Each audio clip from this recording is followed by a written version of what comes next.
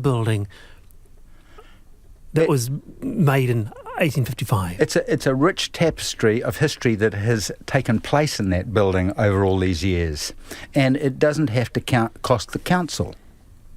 And it doesn't, as someone says, David, it doesn't have to be Westminster Abbey. History can be little things. Absolutely. The little workers' cottages, the little storehouses, the wharf buildings, at least one or two, so we know where we come from. And all else fails, save the facade. No. Oh, save the building. We're getting to another chapter here, right against the pips. Oh my goodness, we might come back to it. Anyway, David Cunliffe, Jenny Giblin, thank you for your time. Alan, kia ora, as always. I am Wallace Chapin, going out with some Peter, Paul and Mary, great harmonies. Back tomorrow, 3:45. Checkpoint is next.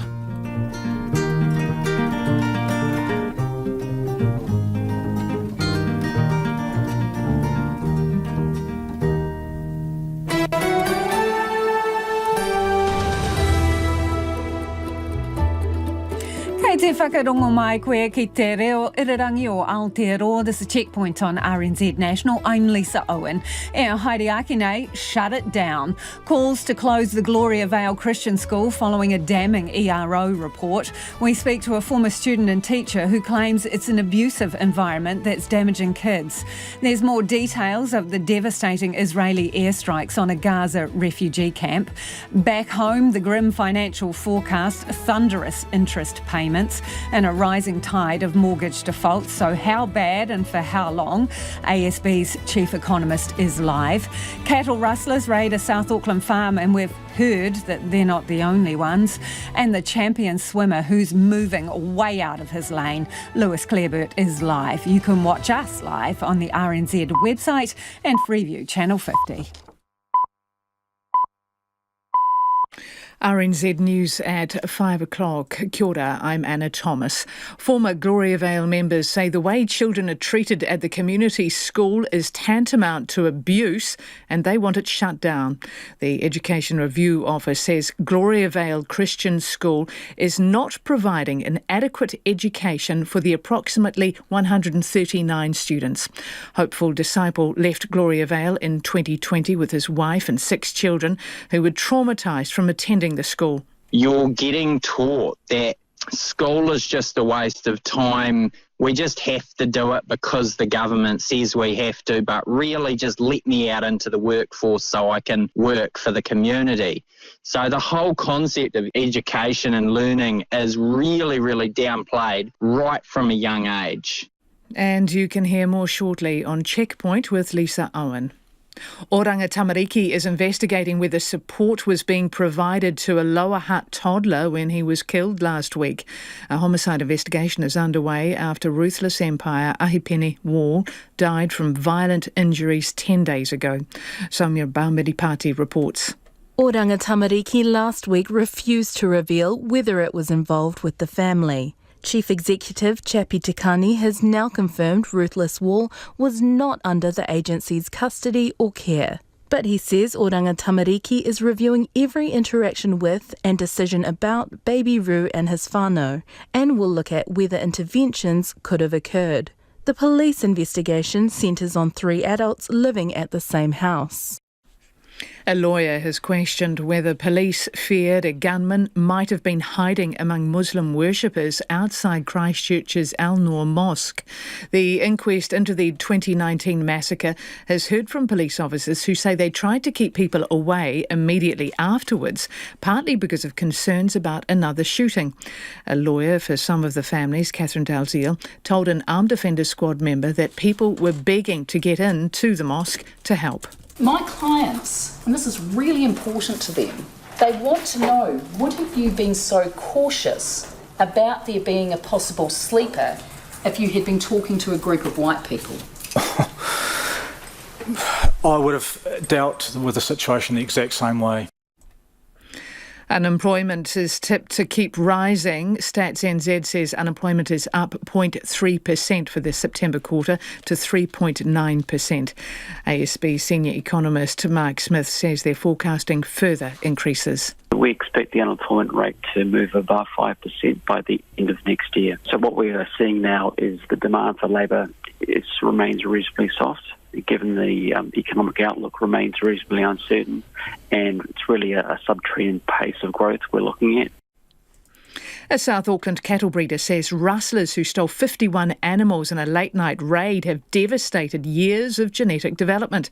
The 22 breeding cows and 29 calves were taken from Bluff Hereford's stud farm near Glenbrook, and farmer Kirstine Leraculi says the thieves knew what they were doing, as they would have needed heavy vehicles. And you can get more on this story in Checkpoint. All Blacks captain Sam Cane very much appreciates the public support he and the team have received in the wake of their heartbreaking 1-point World Cup loss to South Africa. The team arrived home this afternoon greeted by a small but vocal crowd at Auckland Airport. The All Blacks skipper was sent off during the final, leaving the side to play the rest of the match with just 14. Cane feels he let the side down and says it's something he'll carry for the rest of his life. Felt like let a lot of people down. Feeling that support has certainly helped. I suppose on behalf of the team, thank you for all the support, but also on a personal level, I appreciate all the support and kind words. It means a lot. And still with sport, just 4 days after South Africa pipped New Zealand in that Rugby World Cup final, the two nations go head-to-head again, this time at the Cricket World Cup in India. The Black Caps are currently third on the tournament standings, having won 4 of their 6 games, while South Africa is second with just 1 loss. Hosts India sits unbeaten at the top of the ladder.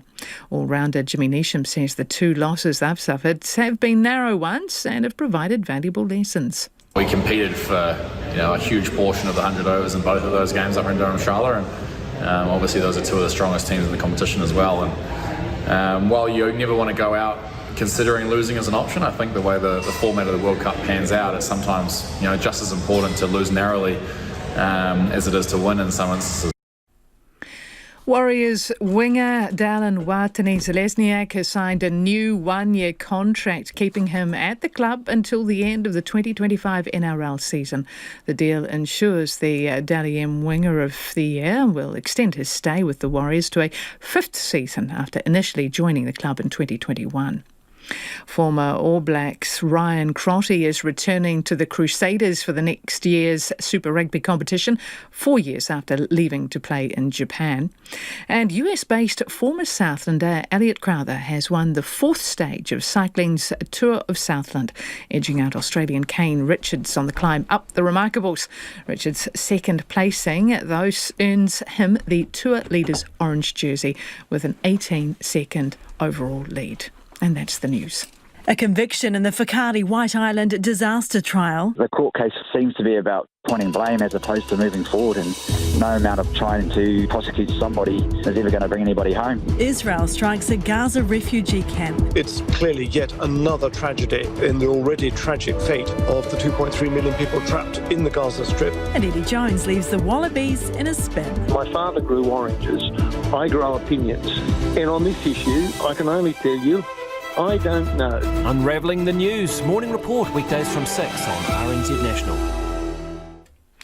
And now the short forecast from Met Service, valid until midnight tomorrow. Northland and Auckland, fine spells, scattered showers developing tomorrow. Waikato to Manawatu, including Coromandel Peninsula, Bay of Plenty, the central high country. Also Gisborne to Wairarapa, scattered showers, thunderstorms possible this evening, but mainly about Hawke's Bay. And tomorrow afternoon, rain developing in Taranaki tomorrow morning. Horowhenua to Wellington, cloudy periods, isolated showers tomorrow afternoon.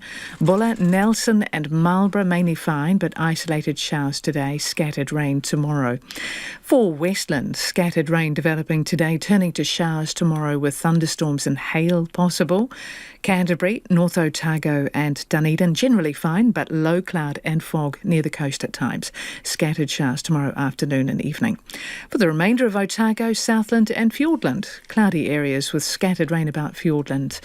Showers everywhere tomorrow afternoon and evening with thunderstorms possible. And for the Chatham Islands, occasional rain. RNZ National, it's 5:07 and you're with Checkpoint and Lisa Owen. Nā mihi ana, tēnā koutou katoa, nau mai, haere mai, ki Checkpoint I tēnei rā, ko Lisa Owen tēnei. It is a resounding fail for Gloriavale Christian School, according to its latest ERO report card. The private school operates out of the secretive community on the west coast of the South Island, about 60 kilometres east of Greymouth. Former leaders and members have been convicted of child abuse, and the employment court recently ruled young people who worked long hours in extremely punishing conditions since they were children were in fact employees and not volunteers. Now, according to the Education Review Office report, the list of the school's failings is long and serious. Not all the school's managers have passed a fit and proper persons assessment, and ERO is not assured the health and safety of students is being sufficiently monitored. Almost 20% of the enrolled students are not turning up to class. 25 students from a special class are supposedly being taught at home by their mothers, but they don't have homeschool exemptions. Older boys have a secondary school teacher, while girls of the same age are taught by an early childhood teacher. And schooling stops at year 10, so before NCEA levels kick in. The report concludes Gloriavale Christian School is not providing an adequate education and doesn't meet the criteria for registration as a private school. The Education Review Office declined to be interviewed, but Victory Disciple is a former student and teacher at Gloriavale. She, along with her husband, hopeful, and 6 children left in 2021. They both believe the school should be shut down. Since we've left, it's really gone downhill, just from teachers being stood down for unsafe behaviours, and yet those unsafe behaviours were happening right from when I was a student to right through to when I was a teacher, and I myself partook in them. And so it's kind of only from an outside, now that I have a changed perspective, that I can look in and say that it's actually just a really terrible culture and an ideology factory for the community. What unsafe behaviour? So, like right up until 2015, we were still had expectations around using corporal punishment in the school. There wasn't a whole lot of training and guidelines given to teachers because the culture believed, we as a people believed that we knew how to best treat and train children, and we weren't going to take on any external training to change the way we were. I'm sorry to interrupt, Victory, but it's important. So teachers, including yourself, were hitting the children? Yes. How often would that happen? On a regular daily basis. This report says that boys are treated differently. They have teachers with higher education qualifications, and the girls have access to an early childhood qualified teacher, the older girls. What would you say about the difference between the way the boys and the girls are educated and the opportunities afforded at school? So for girls, you, as a girl going up through that school and still now, their future was to look forward to working in the kitchen environment, maybe becoming an early childhood teacher at best, or an office worker. That was literally your, or working in the sewing room. That was literally your scope of things that you could look forward to as a girl in that school. And it hasn't changed because the opportunities for women in the community is still the same. They mention a class called a FINA class, where they say that those students are being educated at home with their mothers. Do you know anything about that program?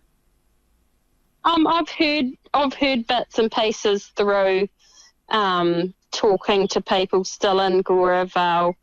It seems to be they've just used it to get students out of their classrooms that they couldn't handle. Is it mainly girls, Victory, do you know? Who are sent home to be with their mums? I don't know for sure about that. But the concept of sending students home to their mums, you're not talking about a mother who has a whole house and space and doesn't go to work. You're talking about a mother who is actually working somewhere and their child either has to be with them or at home in their small bedroom. So it's not the same as a school sending children home to their parents out here. Is the school at Gloriavale basically a sham? Well, it kind of always has been, in the sense that right from as young as I can remember, the talk about the school was a protection for the community children to be able to grow up in the community training and not be sort of opened up to all the possibilities of like public schools offer. And it was very You mean brainwash them, Victory? You mean control their thoughts and what they know so that they have no ambitions to leave the community? Yeah, that was pretty much how it was set up. And yet we were always taught that was the good thing about the school, that it provided this protection, it provided a way to educate our children into a channel of life that was godly and good. And yet what it actually did was made a whole lot of people who had no idea of what free choice and having a future even means. Thank you, Victory. I wonder if your husband Hopeful is there. Would he like to speak as well? Yep. Hello. Hello. Thank you for your time. I'm just wondering, you've got your own children. What do you think about the education they're getting versus what was on offer at Gloriavale? So we're actually homeschooling our kids, and part of the reason for that was the trauma they suffered going through the Gloriavale School. And they came out of that Gloriavale School extremely traumatised about anything to do with learning.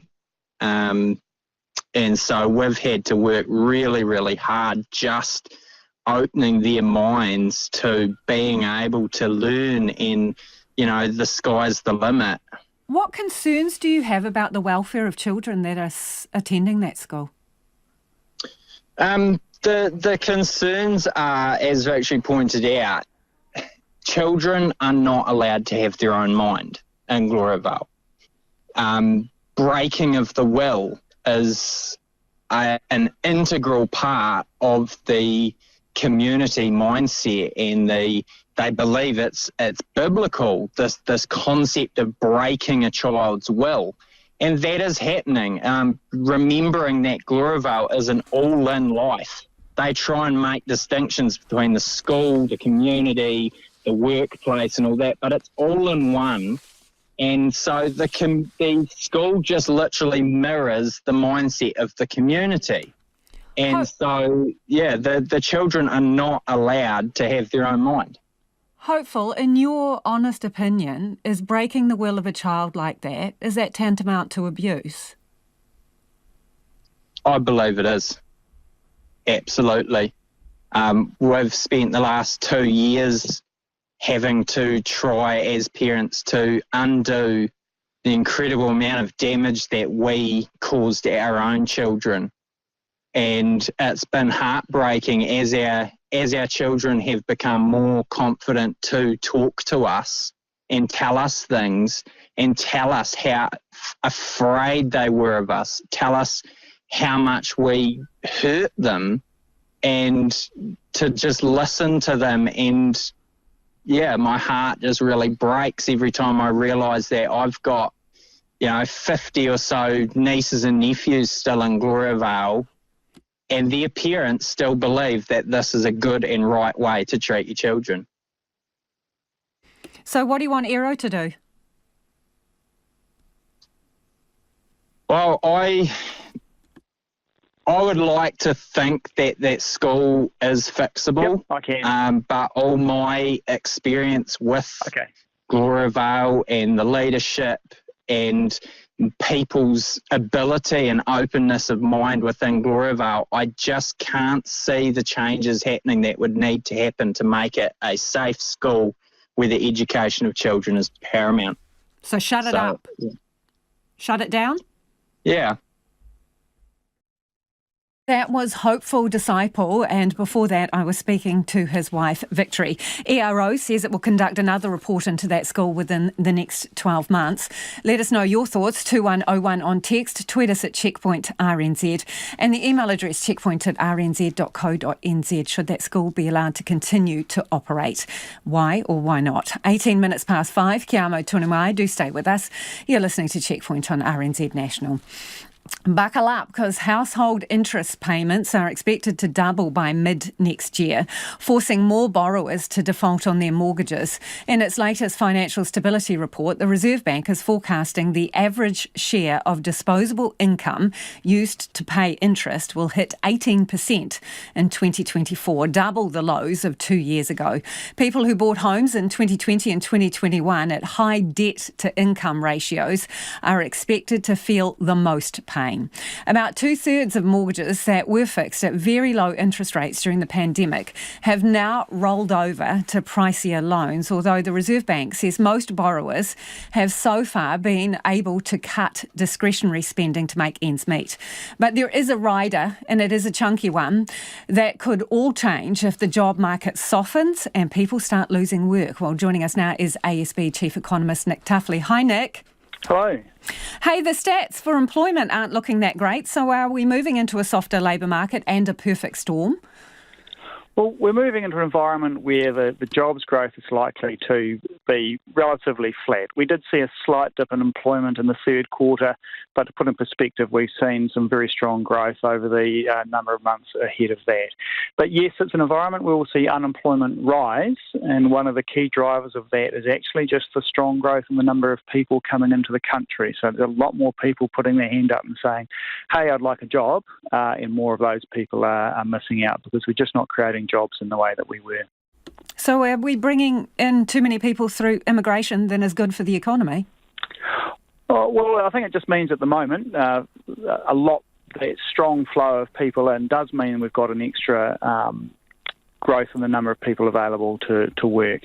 It has been a very, very strong and sharp pickup in the number of people coming in. But look, let's put in perspective, not too long ago we had businesses just crying out because they just couldn't find people. So, there is a bit of a balance. And look, even where the unemployment rate is at the moment, 3.9%, that's well below where it's likely to sort of average over the longer term. Yeah, so what are you forecasting in terms of the highest unemployment rates?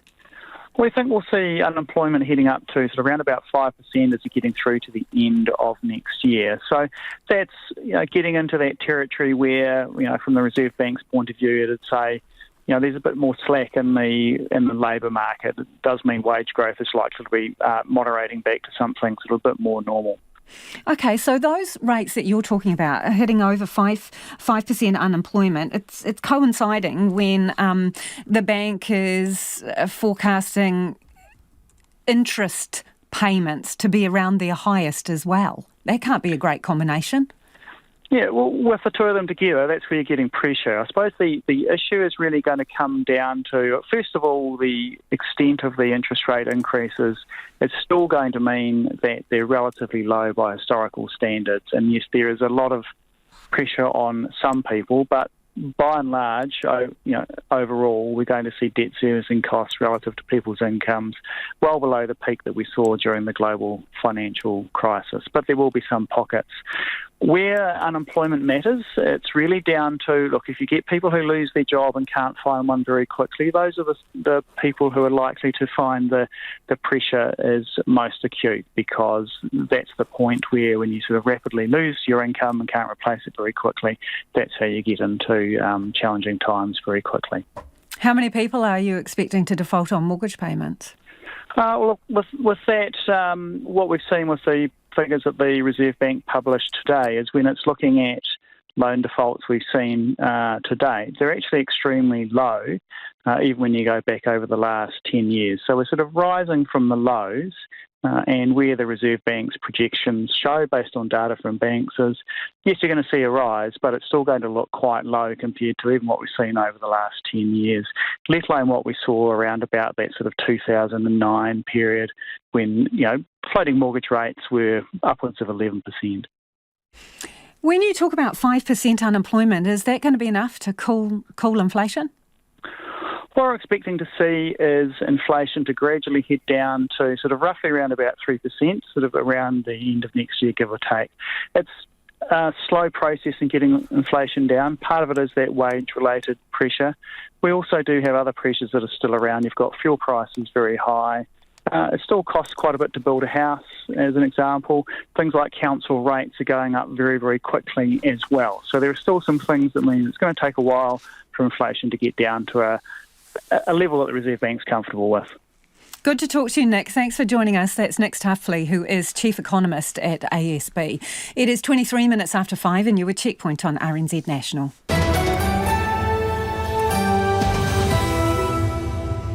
Homai or whakaaro, we would love your feedback on anything you've heard on the program this evening. Let us know your thoughts on the Gloriavale Christian School and that ERO report saying it's not meeting education standards. What should happen to it and why? Also, your thoughts on the forecast for the economy and what it means for people and their mortgages. More pain on the horizon, it seems. 2101 on text.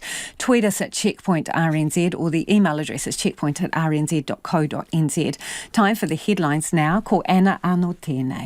Thanks, Lisa. An Education Review Office report has painted a highly critical picture of the private Gloriavale Christian School on the West Coast, saying its 139 or so students are not getting an adequate education.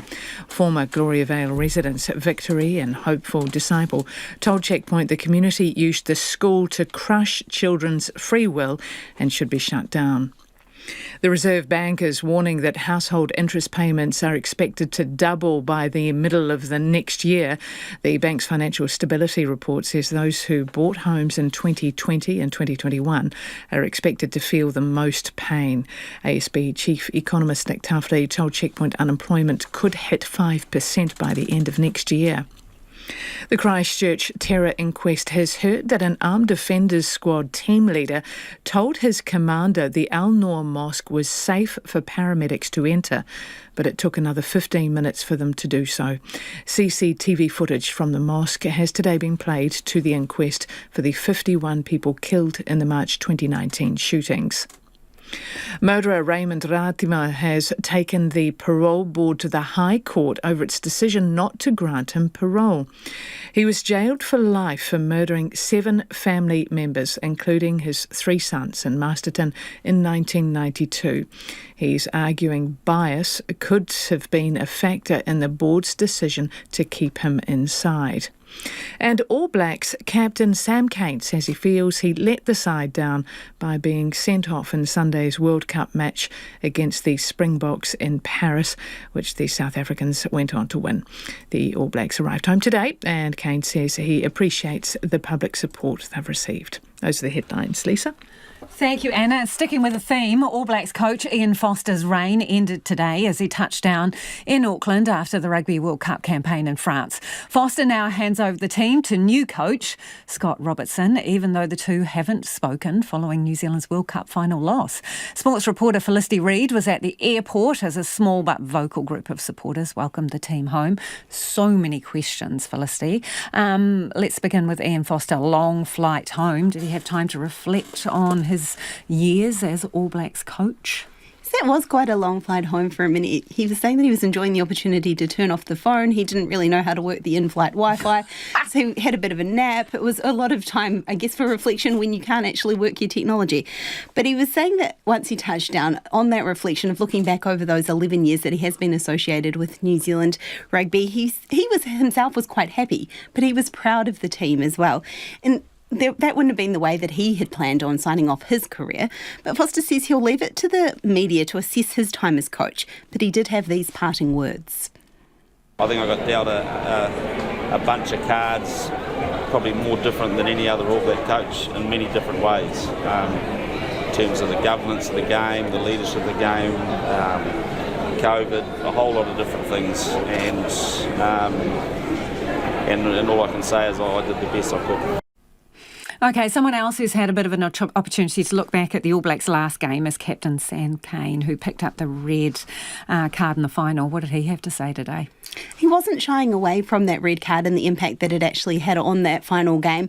He did feel the love as he touched down in Auckland, though, and even over the past couple of days, he was saying that, fans were giving him some support, and I think everyone was quite quick to come out and try and deflect the blame from Sam for that game, and I think he was feeling that. He was one of the most popular people to come through arrivals today. A lot of vocal support and people shouting out good for Sam as well.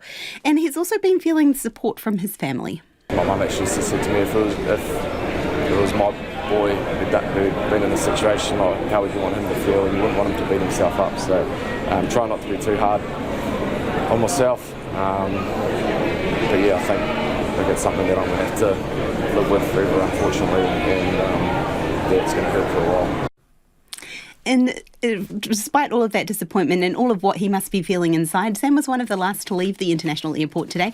He was very willing to take selfies with all of those fans that were lining up. They'd all sort of made this orderly queue and were jumping in for all ages to take photos with flags, with shirts. He was signing, somebody asked him to sign their passport. Not sure how wise that was. But he was definitely somebody who was giving his time today, as maybe he probably didn't want to be doing that after such a long flight, but a good example for the All Blacks. Did you get one, Felicity? No, I didn't. Next time, maybe. Felicity Reid, sports reporter there. Israel says it's attacked the Jabalia refugee camp in Gaza in order to kill a senior Hamas commander. The overall number of those killed in the strike remains unclear, with estimates ranging from 25 to well over 100. The blast occurred in a densely built-up area home to more than 100,000 people, and it's an area the Israeli government has told people to leave for their safety. The BBC's Jeremy Bowen has the story, and a warning: you may find some of his report distressing. Israel says the destruction came from airstrikes that killed a senior Hamas commander and some of his men. It said Hamas was using these civilians as human shields in a cruel and brutal manner, and that the airstrikes caused the collapse of underground Hamas bunkers. Israel ordered civilians to leave this area. Many did. Many others did not. The UN said some people even returned to their homes because conditions further south were so desperate. An unknown number of people are buried under the rubble. They were pulling out children. He says, "Oh God, my 3 children are gone, 3 kids. I hope I can find one of them alive. I didn't bid them farewell." Jabalia camp covers just over half a square mile. 116,000 refugees were registered here with the UN before the war. He says it's a massacre, 30 to 40 homes blown to pieces, bodies everywhere, everyone's looking for their beloved ones. The local hospital was overwhelmed with casualties. The surgical director said they'd done 15 to 20 amputations. Patients, he said, arrived packed into ambulances with the wounded alongside the dead. We received about 400 injured patients, between very seriously injured patients and mortals. The majority of them are children and women. Dr. Elron told me around 120 dead from this afternoon's attack are at the hospital. They ran out of space inside the building. Hamas released pictures of their men emerging from part of their extensive tunnel network. It's hard to work out with any precision what's happening in the ground war. Both sides claim to have killed their enemies. Hamas will try to use hit-and-run guerrilla tactics against a much more powerful army. Israel released pictures. It seems clear they're pressing forward. Some reports say they're closer to Gaza City without entering it yet. Moving through relatively open villages is much less of a military challenge than advancing into a city. On their side of the Gaza border, Israel has plenty of force in reserve, and it says a long fight ahead. We don't have much detail about what the Israelis are doing inside Gaza. They are working very hard to control the information battlefield, which is a big part of modern war. They are releasing some video and some generalized communiques about success, but they are minimizing access. Jabalia will fuel the controversy about killing Palestinian civilians. Unintentional casualties, Israel says, in a just war. America warned Israel not to be blinded by rage. And Palestinians believe Israel is inflicting another catastrophe on them. And that report was from the BBC's Jeremy Bowen. It is 27 minutes away from 6. Kia mau tunu mai. Do stay with us. You're listening to Checkpoint on RNZ National. It's time for the business news now. Ko taku hoa e nainei, ko Nona Peltier. Nona joins me in the studio. Okay, big day for business. 2 enormous reports out. How did the markets react to them? Interesting. So there was mixed views of what the numbers meant. So if you looked at the 2 pieces together, one was the financial stability report by the Reserve Bank. It was pretty bleak, I would say. A lot of costs to be carried by households and so on, and other all non-bank deposit takers. They're going to have a hard time with loans, a slowdown there. That's going to be tough for them. And for the labour market, it was mixed. On one hand, we heard the unemployment rate went to 3.9%. That was just slightly higher than the Reserve Bank had been forecasting, but pretty much in line with the market. What was interesting, though, is that what happens next. Some commentators were talking about unemployment going to 5%, but I spoke with Kiwi Bank. They're thinking between 5 and 5.5%.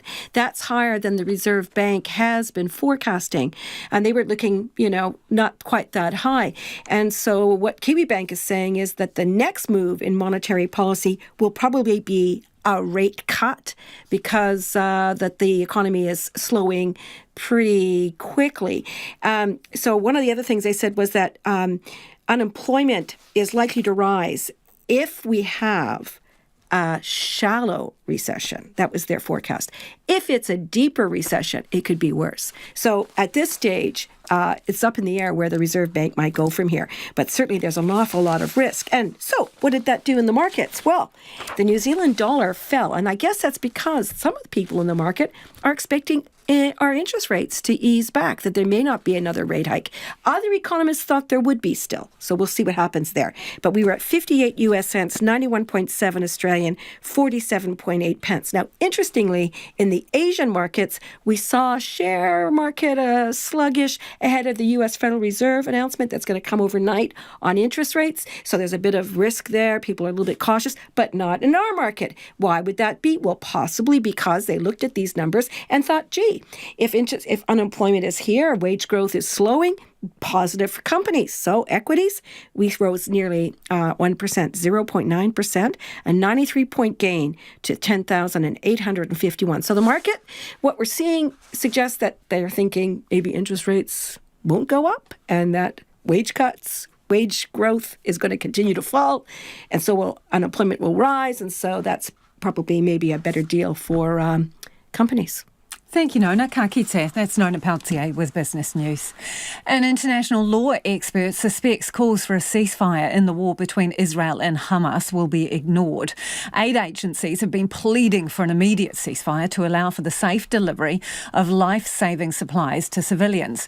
New Zealand has joined more than 100 countries to call for a humanitarian pause. Here's our political reporter, Katie Scotcher. As the war between Israel and Hamas enters its fourth week, the situation for civilians in Gaza is growing increasingly desperate.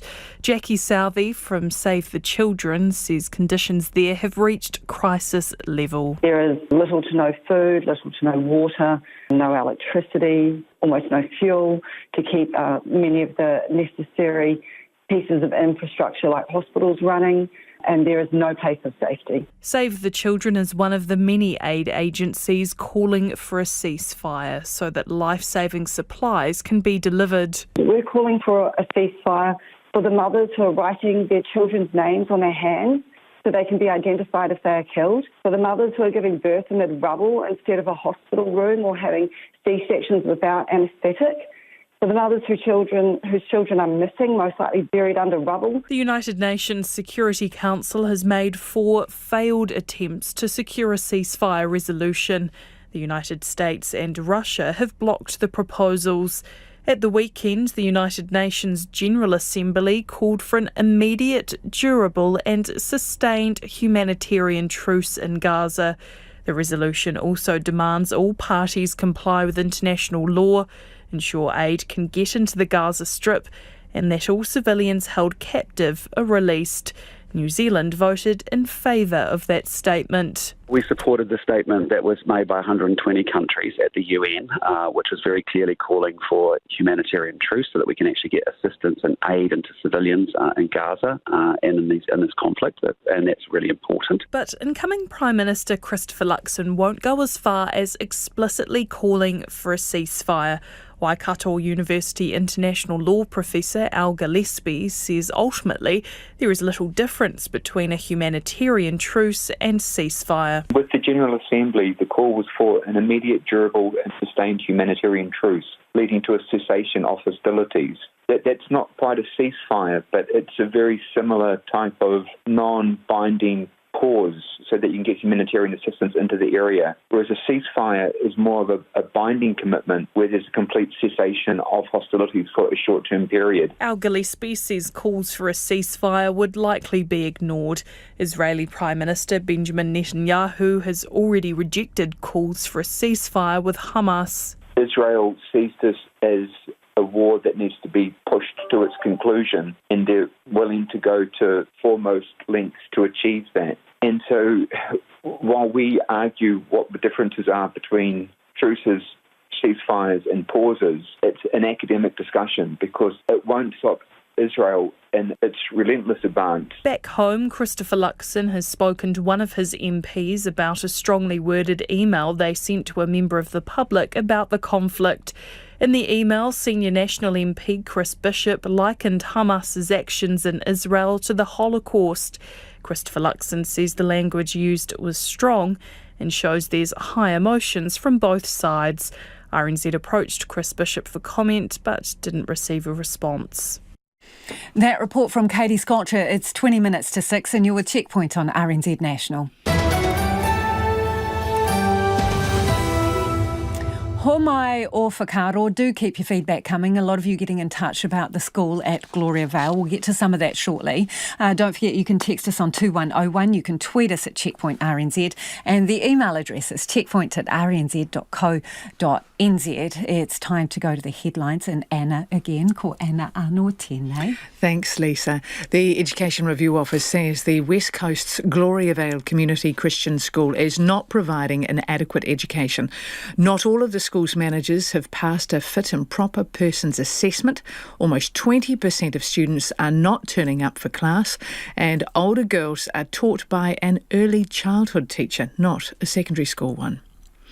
Fighting between Israel and Hamas is continuing in northern Gaza with all communications and internet services cut off.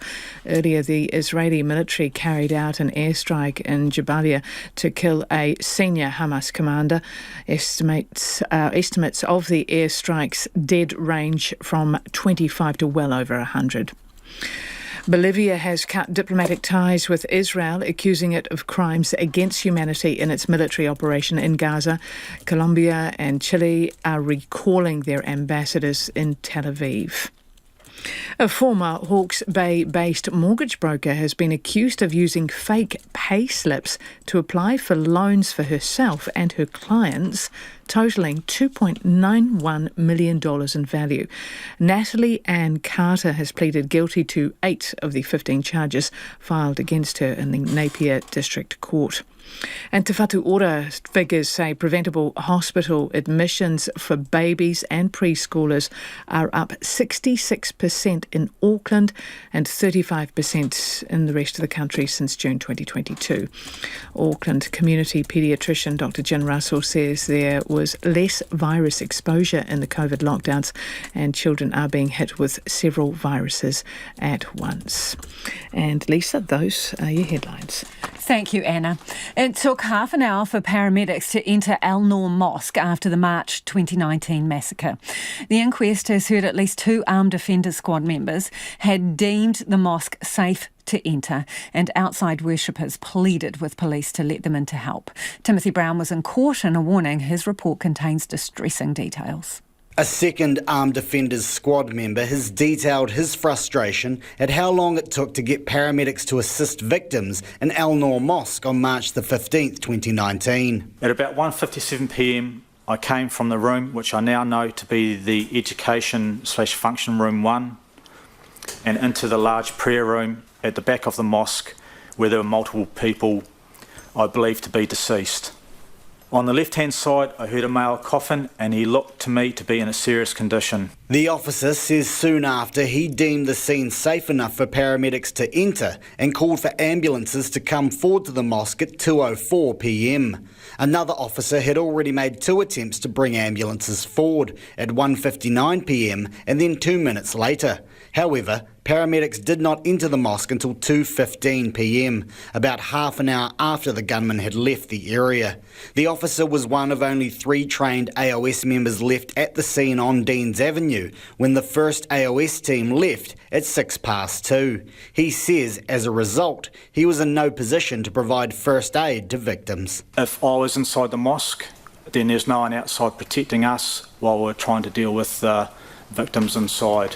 Hence, I deemed the priority was of protecting the mosque as best as I could. It means for 10 minutes after the first AOS team left, the victims inside the mosque, who were too injured to get themselves to help, were left alone.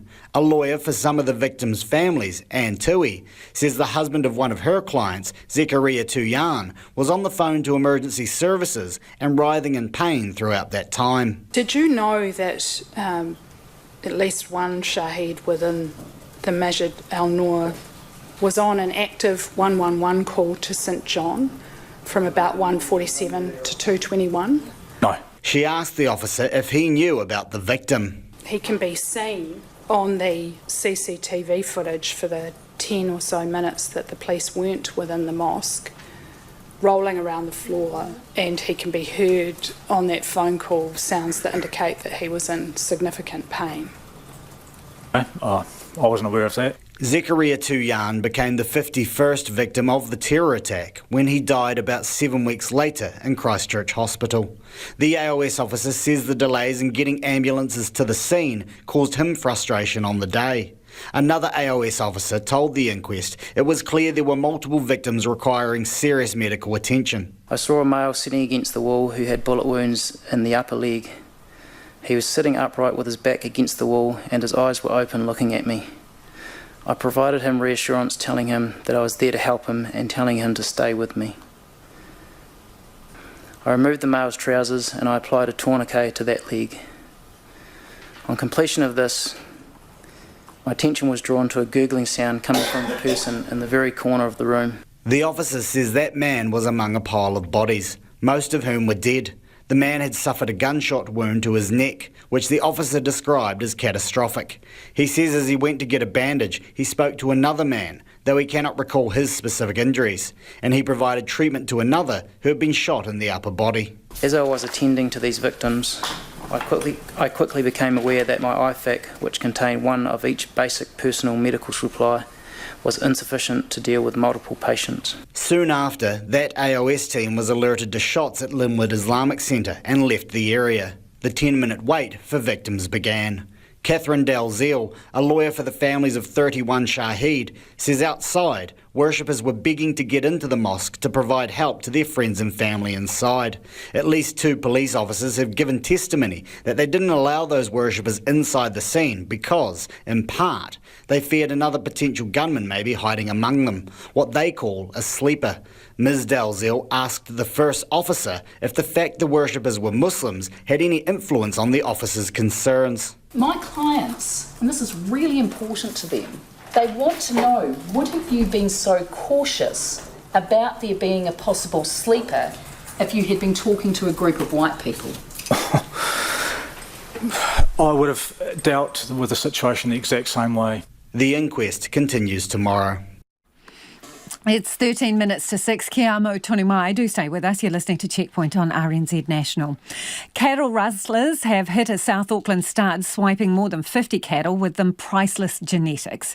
22 breeding cows and 29 calves have been stolen from farmers Kirstine Lericuli and Philip Jackson near Glenbrook.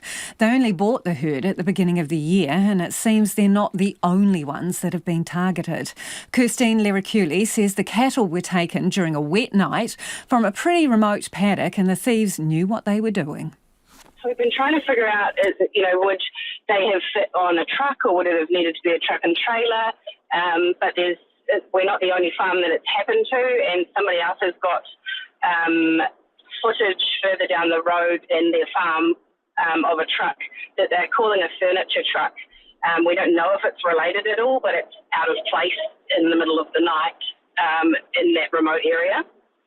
Kirstine, to you though, does this look like, a reasonably well-planned operation? Very. Yeah. Very so much. In terms of the value of the animals, tell me about that, because it's just not the price tag on them, is it? No. So we bought the Cohen Hereford stud herd back in February. They've been breeding for about 13 years and travelling the country, buying bulls with specific genetics. And so all our heifers and calves have those specific genetics that, we can't get them back. There's no amount of money that we can buy those. It's not like we can go and buy more cows because they don't have those genetics. And then also the ticket price of the animals stolen would be around what, do you reckon, Kirstine? Well, I guess with that breeding, it depends on what the bulls sell for on the day, but with that many animals and potentially what those bulls could have gone for, you're definitely in the 6 figures. What do you think they're going to do with them? We honestly cannot fathom it. From what we understand with the other farms that have been targeted, no calves were taken, although they're dairy farms, so they wouldn't have calves with them. Potentially our calves were just collateral damage. I don't know, breeding, I guess, home kill, I really don't know because it doesn't make sense. So I understand you've gone to police? Yeah. And what's happened? Straight away. So originally the forensic team firstly got involved, but it was outdoors, it was pouring with rain, it was so muddy. There's tyre tracks, but not prints, I guess, would be a better way of explaining it. So they didn't feel that there'd be any forensic evidence. They have been constantly in touch with us, trying to find information and look at motorway cameras and local cameras, but they haven't found anything. We have door knocked every camera we can see in the vicinity of the farm and other people's properties. And it is amazing how many cameras are just decoy cameras, or the other ones just don't face all the way out to the road. Do you know if there has been a spate of this kind of activity? Well, in the last month, we're one of 5. Right. So it's pretty serious then. Yeah, very.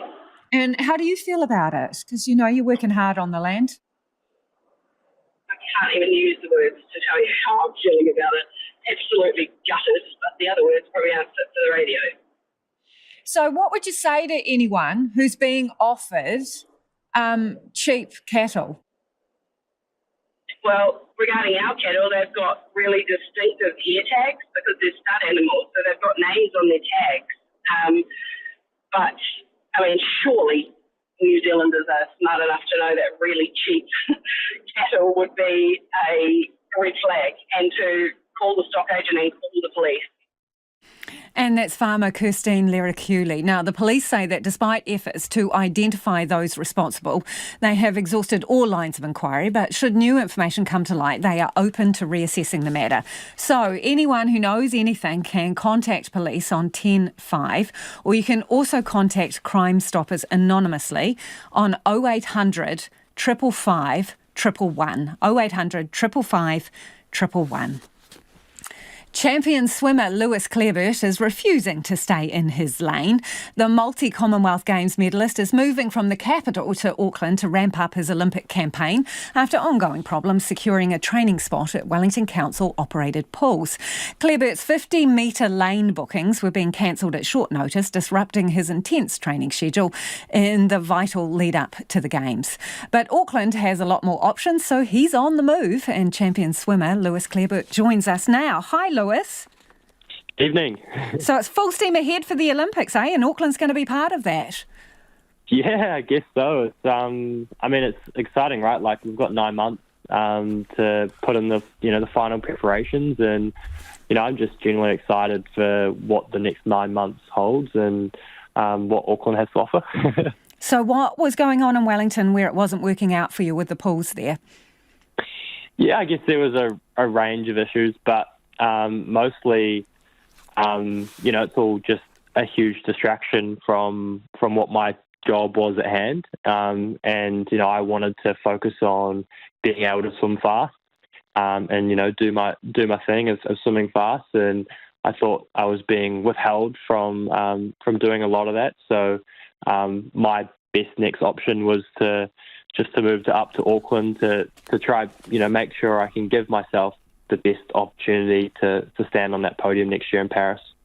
So would you turn up to swim in your 50-metre lane and it wasn't reserved, or you couldn't use it?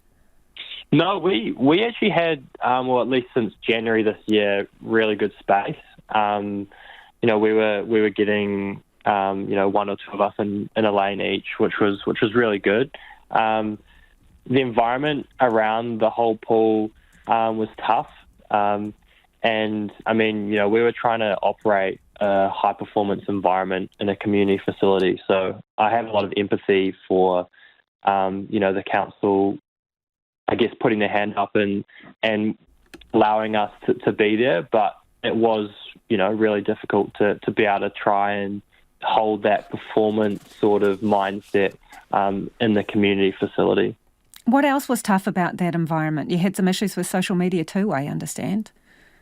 Yeah, look, the social media side of things is tough, we're living in a world where phones are in your pocket, and it's pretty hard these days to tell someone or a parent or anyone to not film. Especially I think for kids, parents are watching their kid learn how to swim. The first thing they're probably going to do is pull out their camera, and I was put under some pretty heavy restrictions for myself. What, Lewis? The exact rules were I had to have pre-written authorization, plus I had to send in my videos or whatever I was posting before they were to be posted, which was essentially stopped me from posting anything. It was just like a really tough process to go through, especially, when you want to post something right there and then, not have to wait a couple of days or a week. And I suppose for athletes like you in the environment now, being able to do social media is pretty important for keeping support and resources and your profile up. Yeah, exactly. And it's fun to do, right? Like, it gives you something to do outside of the everyday work. We used to have fun with it. We do a whole bunch of random stuff, and I think it's fun to sit on the behind the computer after you've finished filming something and editing it, and just creating that fun environment around the pool. So Auckland, what's it got that's better than Wellington, Lewis? I guess for me, I'm walking into a facility and an environment that is set up for high-performance athletes, right? Like there's high-performance sport New Zealand right there. There's 2 50-metre pools back-to-back. And there's an environment where there's so many other high-performance athletes, including swimmers, that are working there, and it just works. Whereas I guess compared to Wellington, you know, I'm essentially the only one trying to make this thing happen. So it's just, I guess there's just more opportunities there. I suppose the one thing for you, though, is obviously what is in Wellington is your long-time coach, right? So how do you feel about parting company in order to come up to Auckland? Yeah, it's tough, and he's the reason, essentially, apart from my family, that I've been here for the last, 7.5 years working together. You know, he's made my dreams come true, being, an Olympian, a Commonwealth Games athlete, an international medalist. You know, he's the one that's taken me from essentially the beginning of my career to now today. So it has been really tough on both of us. I think probably especially him more now that, he's not going to be a part of that journey. Obviously it was a decision that, ended, I think, in a way that none of us want it to happen, but it's in a positive manner, and, we're both, going on about how we do this, and, it's actually been really good. Hey, before you go, because we're almost out of time, how many hours do you have to put in training and in the pool, Lewis, to get faster? Because that's your ambition, right? Get faster. Yeah, it's like a full-time job. We do 18 hours in the pool, plus a few gym sessions, a yoga/Pilates session, and a hell of a lot of stretching and eating and sleeping. So it is a full-time job. Eating is the only bit I seem interested in, Lewis. Thank you so much, and the best of luck with the move. That is Lewis Clareburt, who is, an absolute champion of a swimmer. He's moving up to Auckland because of problems with facilities down in Wellington. And we've got a statement from the Wellington City Council. It says its staff have been working extremely hard to accommodate Lewis Clareburt's needs, but it's not in a position to offer the level of facilities that he requires. It says this isn't the outcome it was hoping for, and it will continue to offer him access to its facilities when he's in Wellington. A lot of feedback from you on Gloriavale. Let's get to some of that now. ERO should hang its head in shame, this person says. It's been obvious for years that Gloriavale has avoided meeting the New Zealand curriculum in enabling all children to flourish. All those young women for years have been incredibly denied, that person says. Another says, how dare Gloriavale use thought control on kids? The two who spoke to you, Victory and Hopeful, described the damage it's done to theirs, and they were probably supportive parents. Of course, ERO must close it down. It is obvious. Another says, what about all of the previous ERO reports that gave Gloriavale a pass?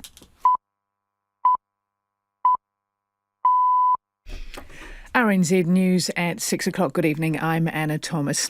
An armed defender squad member says they didn't have enough staff to provide first aid or rescue victims of the Christchurch terror attacks. The police officer, who has name suppression, gave the statement to the inquest into the 51 people who died in the attacks on March the 15th, 2019.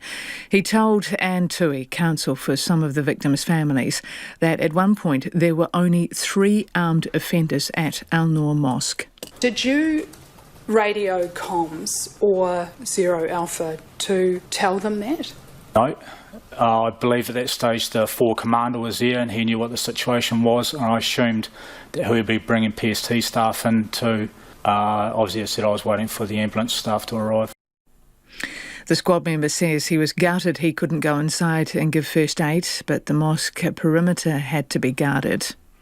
Former Gloriavale members say the way children are treated at the community school is tantamount to abuse, and they want it shut down. Their comments follow a damning Education Review Office report which identified a raft of failings at Gloriavale Christian School, saying it's not providing an adequate education for its 139 or so students. In 2021, Hopeful and Victory Disciple left the secretive West Coast community with their 6 children, who they say are still still recovering from the trauma they endured at the school. They told Checkpoint that the community views school a waste of time and children only attend because the government requires them to do so. Fighting between Israel and Hamas is continuing overnight in northern Gaza. The territory's largest telecommunications provider says that all communications and internet services have again been cut off. Earlier, the Israeli military carried out an airstrike in Jabalia near the biggest refugee camp in Gaza, in which a senior Hamas commander and many Hamas fighters died. Hamas officials say at least 50 people were killed. Israel says it warned civilians to move from the area. Here's the BBC's Paul Adams. There is a big debate in international law about whether that meets the requirements of proportionality and a fair prosecution of war aims, but that is the Israeli position. They must have known there were civilians there, but they thought that the target was sufficiently important to go ahead, hit Jabalia with two very, very large bombs.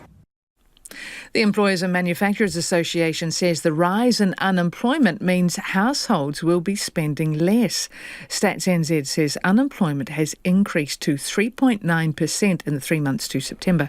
The EMA's head of advocacy, Alan McDonald, says the latest numbers were not unexpected. Right from the start of the year, we've had a lot more inquiries through our advice line and our consulting services to help with redundancies and restructuring, and that's reflected in things like just the slowdown in forward orders and things like that. Alan McDonald says workers are now also less confident to move jobs. Auckland Council has agreed to pay for mitigation work on private properties where the home can be lived in if the risk of flooding or landslides is reduced. This means Council will fund work such as retaining walls up to a quarter of the property's capital value, meaning a home worth $1 million could have work costing up to $250,000.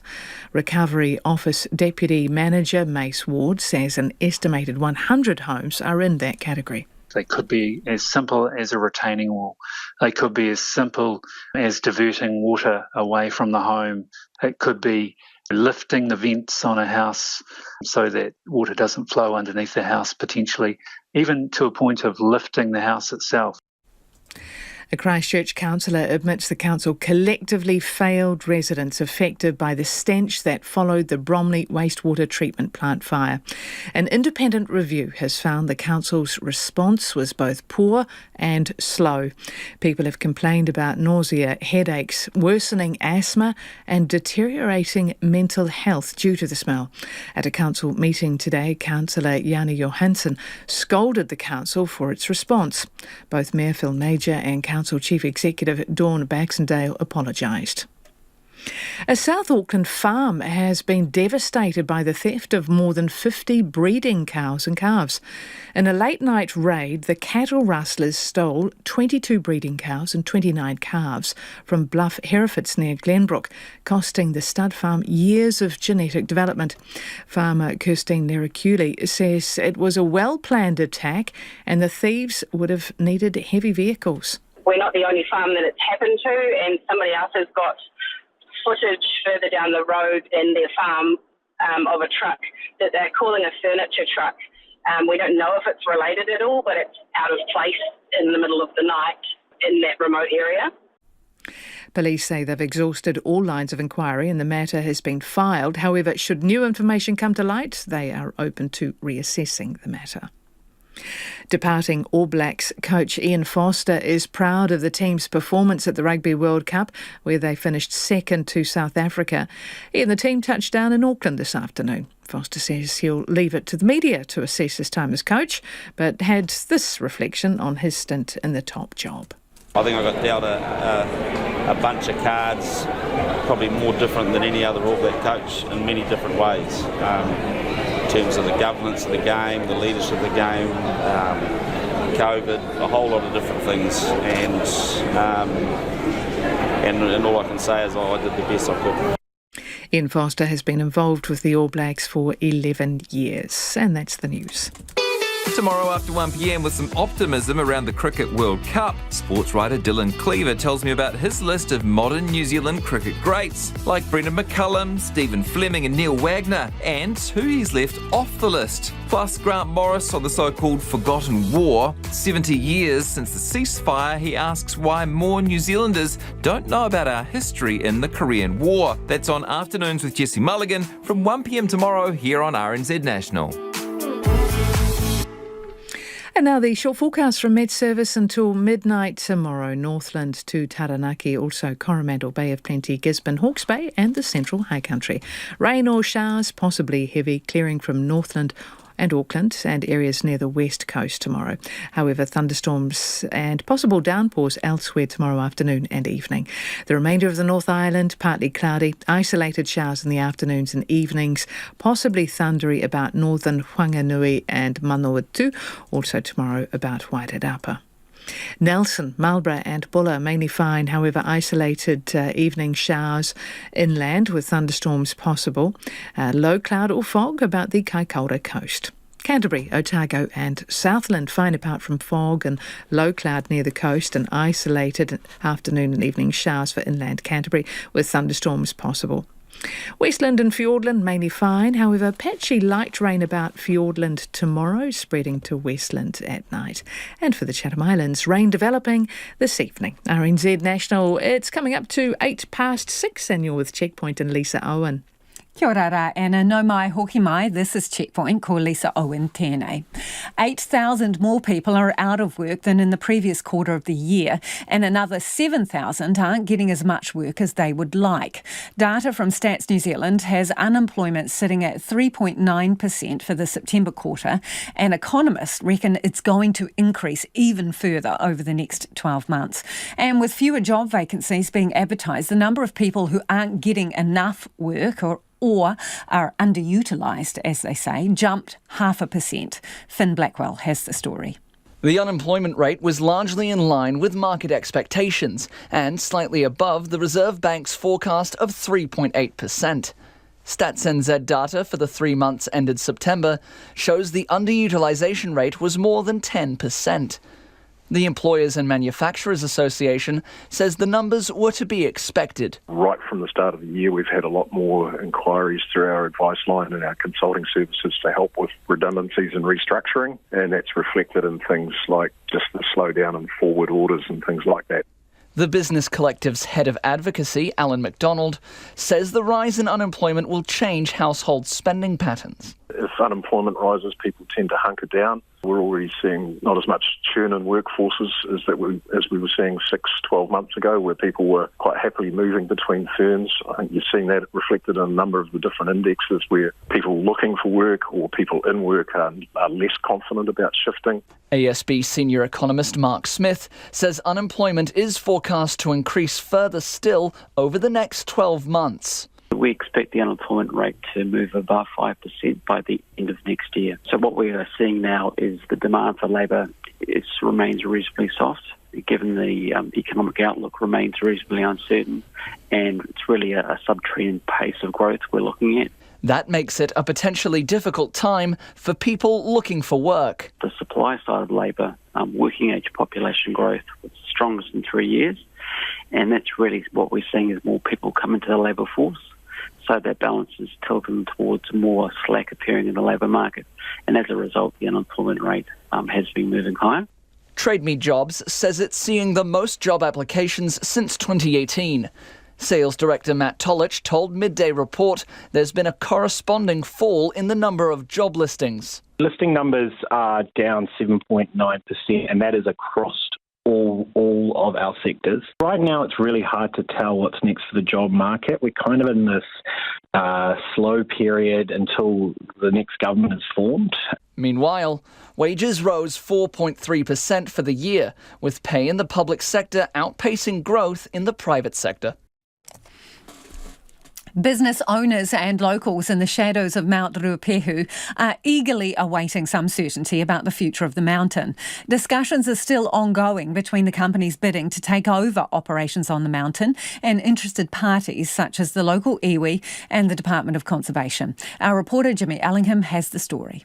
More than a year after Ruapehu Alpine Lifts went into administration heavily in debt, it's well known that Whakapapa Holdings and Pure Turoa are the preferred bidders to run the slopes. But it's not known when they'll take over, if indeed they do, nor what's happening with Department of Conservation concessions needed to operate in Tongariro National Park. This year had good snow and good visitor numbers, so business owners such as Lee Berry at the Ruapehu Mountain Motel and Lodge are content.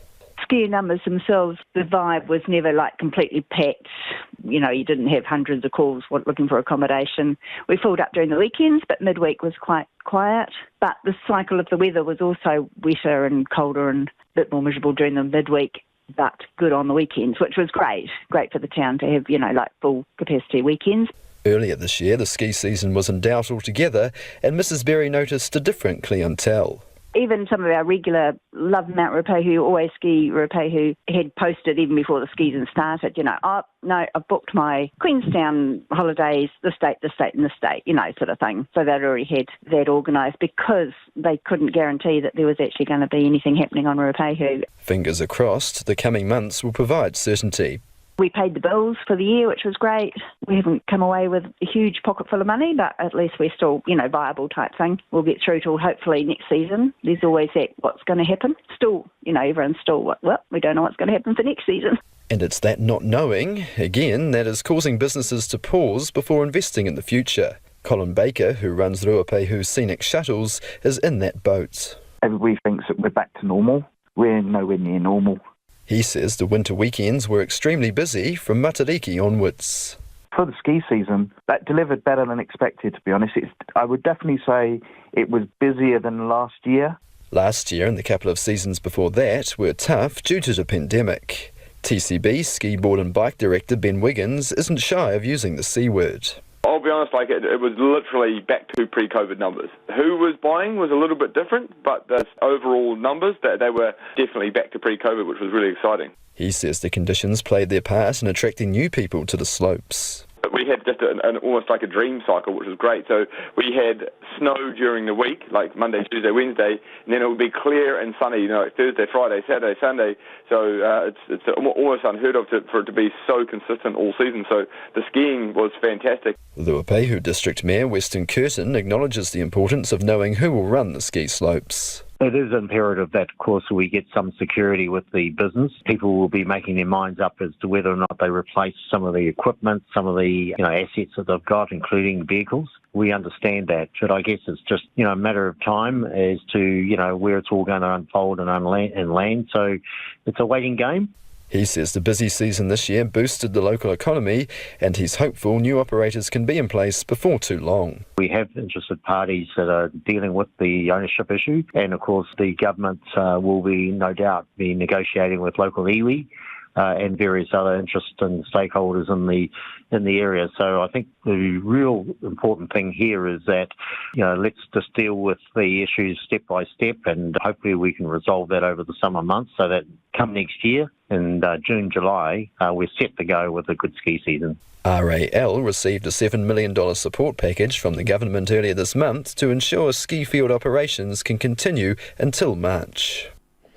It's 6:15 and you're with Checkpoint on RNZ National. Israeli airstrikes on Gaza's largest refugee camp have killed scores of people, injured many more, and destroyed buildings as the war against Hamas intensifies. It comes as Iran-backed rebels in Yemen claim to have launched missile attacks targeting Israel, in another sign of how fragile the wider region has become. The ABC's David Sparks filed this report. Rescuers searched for survivors in the rubble at the refugee camp in northern Gaza. This cameraman was there. An entire block was wiped out. Search operations are ongoing for injured, for martyrs. Palestinian health authorities say at least 50 Palestinians were killed in the densely crowded camp. This doctor says the hospital was overwhelmed. We've received a large number of injured after the major explosion that shook the entire refugee camp. Hundreds of injuries, hundreds of martyrs. They were just in their homes. They were targeted while they were in their homes. Children, all martyrs, children, women, elderly. We've no idea what to do. There are injured everywhere. All the volunteers went down there hand in hand just to help people. Israel's military has confirmed that its jets carried out the attack on the refugee camp. The Israeli Defence Force says the strike killed a senior Hamas commander and caused the collapse of Hamas's underground infrastructure. The United Nations and other aid groups say Gaza's civilians are in a public health catastrophe, with hospitals struggling to treat casualties as electricity supplies come in and out. Meanwhile, fears that Israel could face threats from other parts of the region are growing. Yemen's Houthi rebels, who are backed by Iran, have for the first time claimed to have launched missile and drone attacks targeting Israel. Israel says it shot down the attacks. Daniel Hagari is a spokesperson for the Israeli Defence Force. They were intercepted outside the actual territory of Israel. There are various factors, all proxies of Iran, including the Houthis from Yemen. But we are focused on the war in Gaza, but we will defend wherever it is necessary. Hamas says more than 8,000 people have been killed in Gaza since this latest conflict broke out 3 weeks ago. 1,400 Israelis were killed in the Hamas attacks on October 7th. An inquiry into the coronavirus pandemic in Britain has heard that former Prime Minister Boris Johnson believes that older people should have been allowed to catch it so younger people could, in his words, get on and boost the economy. A diary entry from the then Chief Scientific Advisor, Sir Patrick Vallance, said Mr Johnson was obsessed with the idea. Among those giving evidence today was the former Prime Minister's Chief Advisor, Dominic Cummings. He's the man who took an infamous trip to Barnard Castle during the first lockdown when he says he put his 4-year-old son in the car and went for a drive to test his eyesight. The BBC's political editor, Chris Mason, filed this report. Casually dressed, controversial and not exactly shy when it comes to slagging off other people and institutions. How's your eyesight, Mr Cummings? Oh, and you probably remember Dominic Cummings for driving 260 miles during lockdown and visiting Barnard Castle in County Durham to test his eyesight. I swear by Almighty God that the evidence I shall give shall be the truth. Mr Cummings comes across in public as mild-mannered. He was rather less than that in his private written observations about people he worked alongside. You called ministers useless morons in emails and WhatsApps to your professional colleagues. My appalling language is obviously my own, but my judgment of a lot of senior people was widespread. And listen to how Dominic Cummings described a very senior female colleague. We cannot keep dealing with this horrific meltdown of the British state while dodging stilettos from that. Was that aggressive and foul-mouthed and misogynistic approach the correct way to manage fellow professionals? 1,000 times worse than my bad language is the underlying issue at stake, that we had a cabinet office system that had completely melted. Boris Johnson's judgment caused anger today. He was obsessed with older people accepting their fate and letting the young get on with life and the economy going, wrote Patrick Vallance, the government's then scientific advisor. It showed Mr Johnson was sociopathic, some of those representing the bereaved said. The overriding impression of what we're seeing here is one of dysfunction, claims of a shambles at the heart of government. At just the moment, government was more important to more people than it had been for decades and decades. The other man taking questions today was Lee Kane, Boris Johnson's man in charge of communications. He reckons his former boss dithered and wasn't suited to leadership in a pandemic. What will probably be clear in COVID, it was the wrong crisis for this Prime Minister's skill set, which is different, I think, from not potentially being up to the job of being Prime Minister. And what about why it took 10 days from agreeing to a first lockdown to actually announcing it? I think it is longer than you would like, but I think it's important just to emphasise the amount of things that had to be done and the amount of people we had to take with us to deliver a nationwide lockdown. Boris Johnson has offered no comment on what's been said today. He and Rishi Sunak are expected to give evidence here before Christmas. And as the UK grapples with its response in the early days of the pandemic, Australia is in the grip of a new wave of COVID, with hospitalisations reaching their highest rate in months. Official data shows 1,200 people were hospitalised with the virus last week, the highest rate since the depths of winter. Doctors are urging the public to reinstate a few basic coronavirus precautions, such as mask wearing, hand washing and checking if they're up to date with their COVID boosters. Here's the ABC's Isabel Musali. Elaine Schofield's story of getting COVID is a pretty familiar one. It came like a bolt out of the blue, really. But the 79-year-old Perth woman is immunocompromised. Complicating her recovery this week was a struggle to access antivirals. She couldn't get into an after-hours service and waited nearly 2 days to speak with her GP. You know, I was having difficulty breathing to some degree. I know if it had have got a lot worse, I would have rung 000, but it wasn't that bad. But because I live alone, I was feeling anxious. While she's making a recovery, she's worried about others. It really concerns me that we are not being told there is a lot of COVID around. My daughter works with another lass who works for a big pastry house in Perth, and last week every single person in their admin had COVID. Elaine Schofield isn't the only one who's noticed a spike. Health experts say Australia is experiencing the biggest rise in COVID hospitalisations since July. Professor Adrian Esterman is an epidemiologist at the University of South Australia. Well, we don't know how many people have got the virus, many reasons for why not. In terms of hospitalisations, we're actually seeing big increases. So there was a 14% increase this week over last week. So we've now got over 1,200 people in hospital with COVID-19 compared to 1,086 the week before.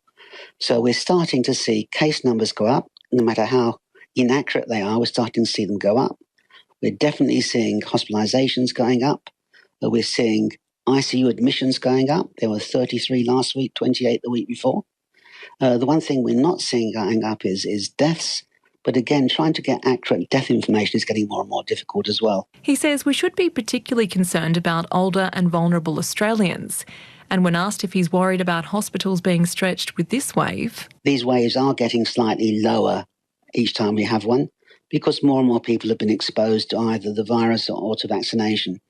So I think it's highly unlikely we would see the sort of pressure on hospitals we saw in the first 2 or 3 years, unless a brand new variant came along, which was totally different and caused severe disease, which we haven't seen yet, of course. It made headlines around the world, the death of the dog claiming to be the world's oldest. 31-year-old Bobby, or in dog years, 217-year-old Bobby, even had his age verified by Guinness World Records. But doggone it, it appears we may have been barking up the wrong tree. Questions have been raised, prompting the organisation to review the claim. Was it really plausible in the first place? The ABC's Eliza Getzi reports. Bobby lived an idyllic life. His owner, Lionel Costa, telling Time magazine in a YouTube video, he roamed free and ate well. Bobby eats what we eat. What we cook for us, we also give to Bobby. He has never been chained or leashed. Bobby's was a dramatic tale of being saved from slaughter as a puppy by then 8-year-old Lionel on his family farm in 1992. Heartwarming footage shows the dog hobbling slowly and enjoying pats from his owner. I also think that the love and affection that we have given during our whole lives certainly has also helped in this process of longevity. Last week, Lionel Costa told the world Bobby had died.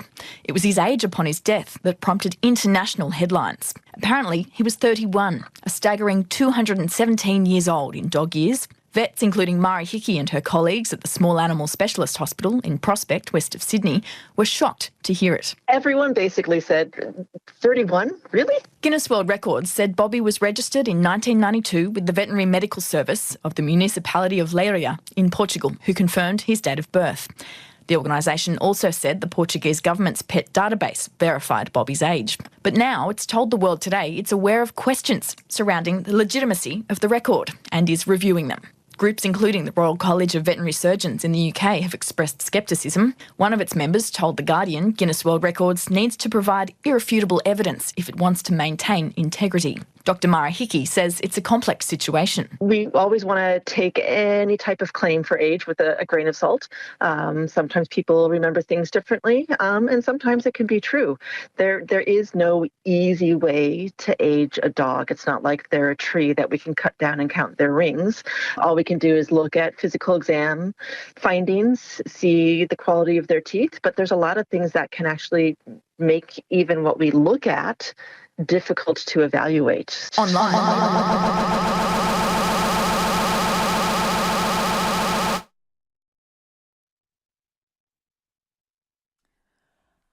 Okay, well, I think that's enough of that. In Britain, speaking the Queen's English or with a plum in your mouth was usually a sign you were brought up proper or indicated where you fitted in the English class system. Now there's new evidence the Cockney accent, spoken in poorer parts of London for centuries and the plummy tones of the English upper classes, are in decline. New accent categories have emerged with names like estuary English and standard southern British English. They're said to have developed because of the increased movement of people, the spread of universal education and a growing emphasis on a so-called correct way of speaking. The BBC's Zoe Conway has been taking a listen. Researchers at the University of Essex found that the accent is dying out among young people in the southeast. They've discovered that they no longer sound like Barbara Windsor. You ain't going to hit me again. We're not going to go for a second take, are we? I said, I think that one didn't work, the first one. But nor do they speak posh, like the Queen's received pronunciation. My own family often gather round to watch television, as they are at this moment. Instead, one of the researchers, Amanda Cole, says they identified 3 dominant new accents. We recorded young people, all aged between 18 and 33, and we then had a computer algorithm that we developed that essentially listened as much as, a computer can. The algorithm came up with 3 different accents. 1 in 4 people they listened to spoke estuary English, a sort of softer version of Cockney, which means they sound like the singer Adele. Oh my gosh, yeah. I mean, we weren't supposed to live there this long or While the upper classes are increasingly talking in SSBE, Standard Southern British English. Think Prince Harry. Yes, of course, highly competitive, but for those of people who are asking what was that all about, I don't... Multicultural London English is the 3rd most commonly heard accent in the study, as spoken by the rapper Stormzy. He literally found me and said, I've made something for you, What the research seems to suggest is that the link between class and accent is weaker than ever. All right, one last piece of feedback before we head off on Gloriavale School and the ERO report. This person says the school closing means no education there, so they'd have to go to external schools as per the law. And that is the end of Gloriavale.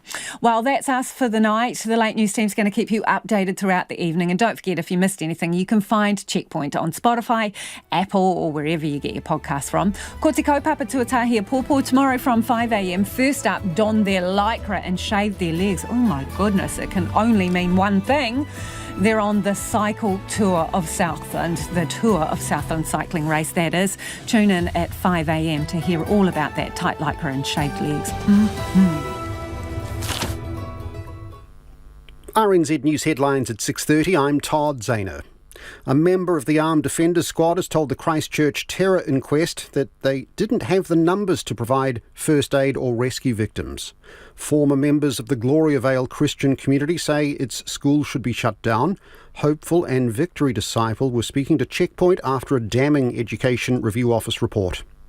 Annual unemployment rose to 3.9%, about 118,000 people in the third quarter, up from 3.6%.